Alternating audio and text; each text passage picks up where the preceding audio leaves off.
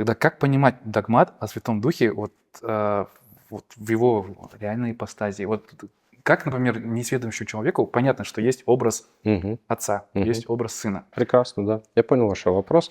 Ну, собственно говоря, мы имеем обетование в Евангелии, открывая Евангелие, мы имеем обетование, которое дает Христос, о том, что Бог будет Духом Своим Святым действовать в мире. Да? То есть будет ниспослан христианам Дух Святой, которым Бог будет проявляться в мире. Так.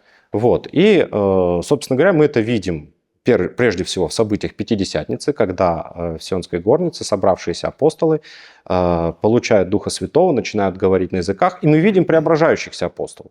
То есть сначала мы видим апостолов, которые не очень понимают Христа, которые по-разному, может быть, исповедуют, которые пытаются как-то использовать ту силу Христову в своих целях, которые в итоге разбегаются при кресте, которые, собравшись, ждут дверьми затворенными, ждут своего ареста, ждут того, что сейчас их постигнет также участь, что учителя. Так. Но получается так, что в дни Пятидесятницы это совершенно другие люди. Они меняются, да, они говорят на языках понятных, хотя они не книжные люди, они очень простые по своему происхождению.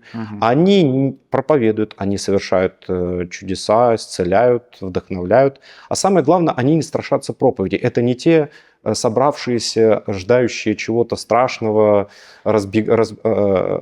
рассеявшиеся ученики, которые бегут от креста, да, которым страшно. Наоборот, они теперь действуют как апостолы. Так. И им не страшно то, что их деятельность в конечном счете приведет к их личной, может быть, смерти.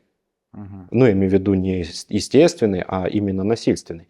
То есть мы видим с вами, что Дух действует в человеке преображающе. То есть Бог действует в мире Духом Своим Святым, преображая человека, утешая человека. Да? Мы называем Духа Параклитом, Утешителем.